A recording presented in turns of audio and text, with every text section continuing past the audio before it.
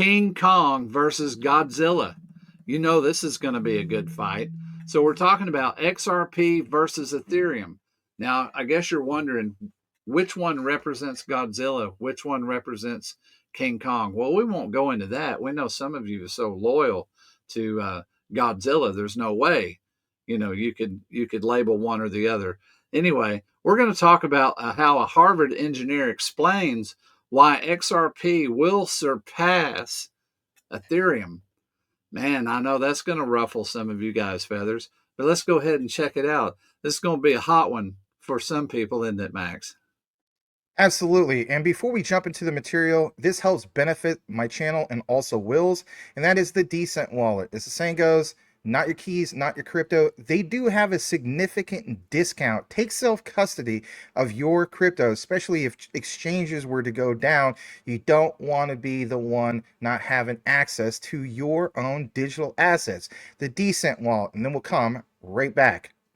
Hopefully you're not leaving your cryptocurrency on the exchanges. Exchanges can fail and get hacked. If you don't own the keys to your coin, then you're not in custody of your coin, someone else is. Be sure to get yourself a cold storage wallet. I suggest the Decent wallet after having owned several different wallets. I like the Decent wallet. I like the easy access with the thumbprint. I love the features inside, how it Bluetooths with my phone and gives me a large screen. I also like how I can order two. I use one for a moon bag, coin I'm not going to touch for maybe years. I use the other one as just my regular wallet. You can order two for $219, that's $99 off. Or you can order one if you wish. When you order, your shipping is free if you live in the US, the UK, the EU, or Japan.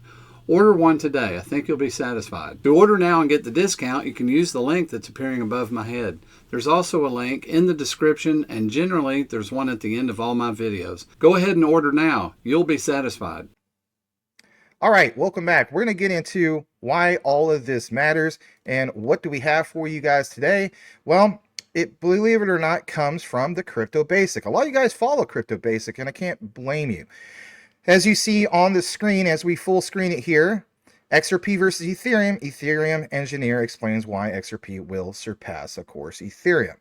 Now, again, keep in mind that this is literally today, okay?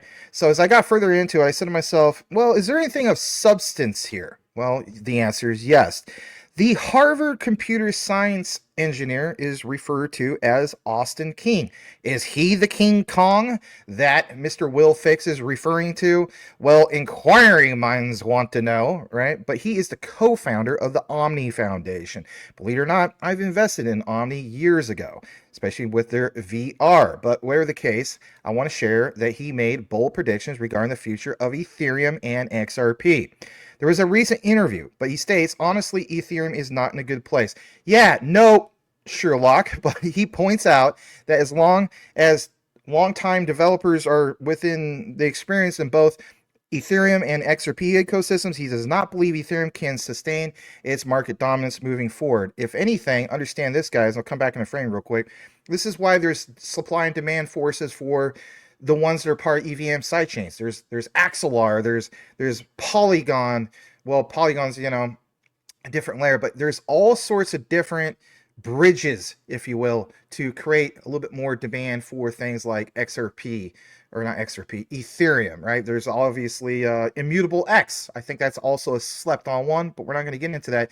But people have stated, how about just keeping it within the layer one? I couldn't agree more. And of course, this is where I feel as though more demand for your Ripple XRPs, your Stellars, other layer ones.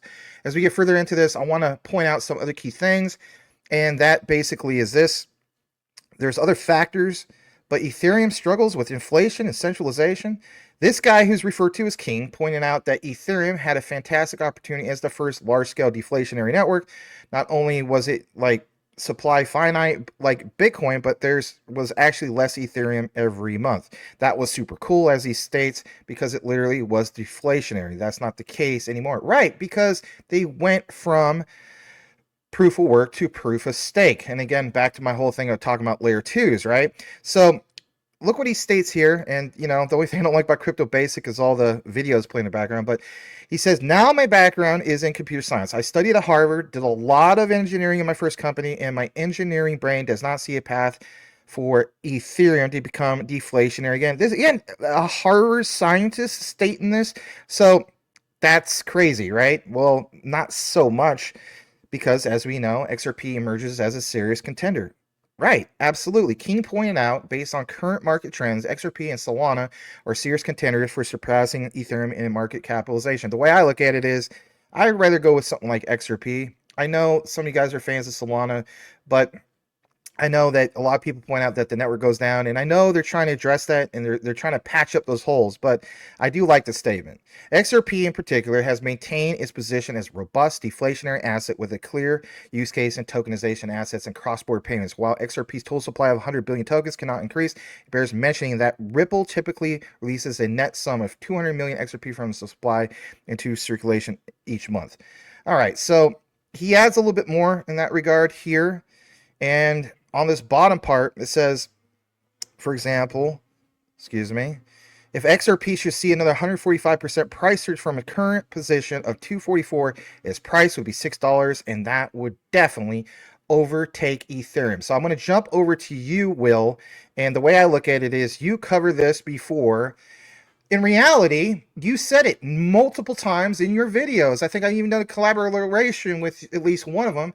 The real supply of XRP is slightly under 6 billion. So in light of your research, in light of this Harvard scientist, again, some of your thoughts about that, and then we're going to kick it over to a big bombshell discovery that a lot of you guys who are new don't know about when it comes to Harvard, XRP, and Visa. Stick around for that. Your thoughts, Mr. Will Fix. Yeah, XRP supply, you know, people can argue, yeah, the whole supply is available. Okay, sure. Minus the burn tokens. Sure, you can say that.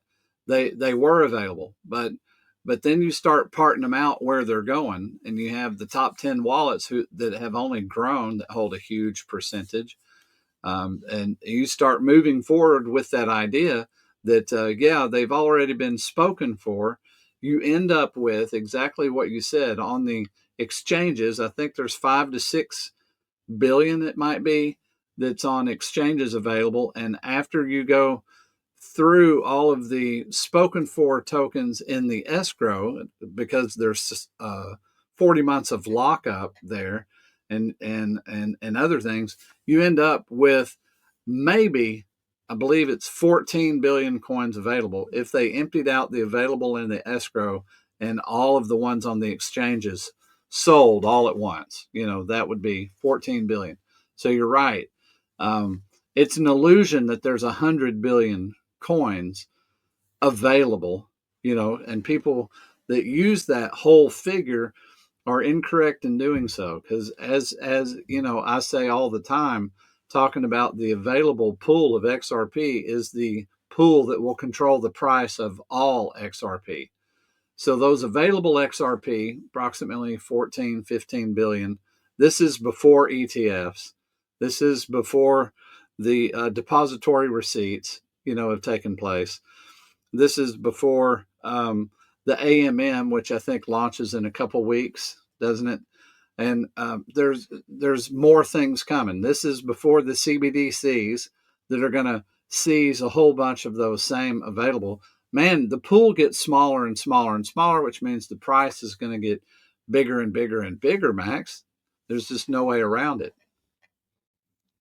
Yeah, it's just when you get into the fundamentals of all this, Will, is we realize it's like there's one narrative, let's face it. A lot of people who don't do the research, they're like, oh man, XRP, too big of a supply. There's no way it's going to get to some of these prices. And it's like, yeah, 21 shares ETF, and there's Wisdom Tree, and then there's this and there's that, and then the news from SBI, and then what we're sharing today. And it's just like more and more reasons why it would get to some of these prices compared to why it would not. Let's give you guys the icing on the cake. Call the bombshell, call it whatever. If you guys saw it from somebody else who shared this like a few years ago, then more power to them.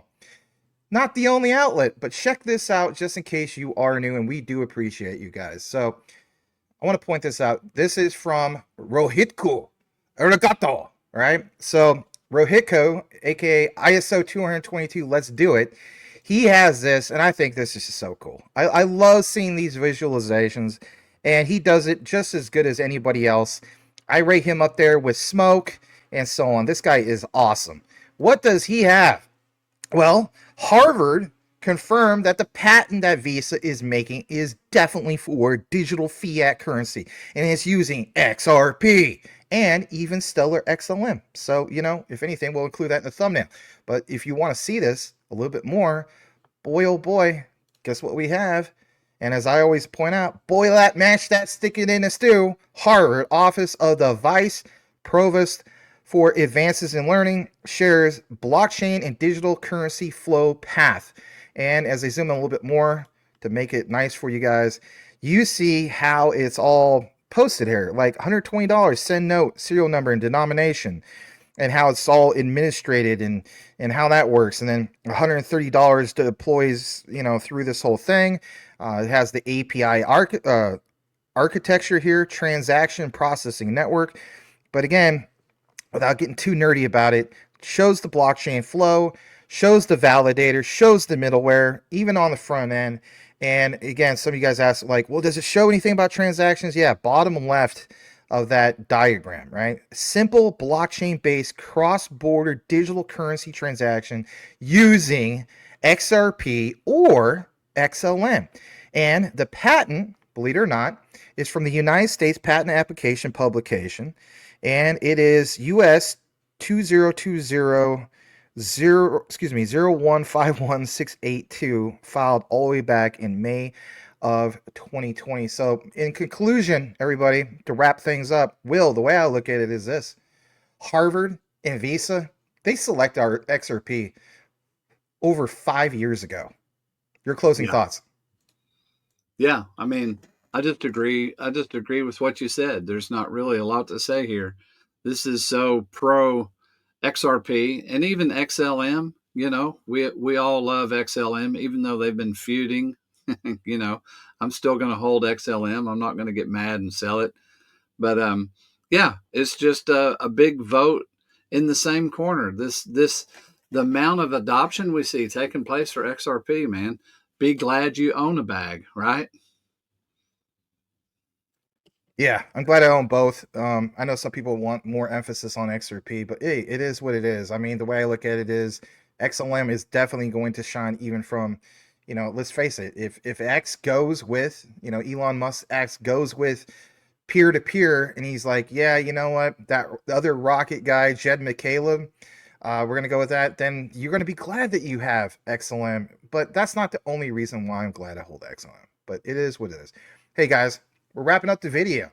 Thank you so much for listening to these videos. I'm always glad to do these collaborations with my fellow brother in Christ, the one and only Will Fix. Look out for me, as well as other people that we're networked with, to bring you guys these solid videos and the content with the research. All we kindly ask you to do is consider, if you're new, to subscribe to the channel. There's a lot of you guys that are regulars, and we noticed in the analytics states that about 51% of you guys aren't subscribed, and it's about 49% are subscribed. So we just kindly ask you, you know, why not subscribe? And if anything, if you are a regular, hit that bell notification for you can get the updates on a regular basis. Will and myself, we're very active with the content that we provide you guys. So again, if you listen to the entire outline, simply type this into the comments, and that is Jed McCaleb or King Kong. King Kong. Wow. Jed McCaleb versus King Kong. And we'll know that you listened to the entire outline. Thanks again, guys. We will see you on the next one.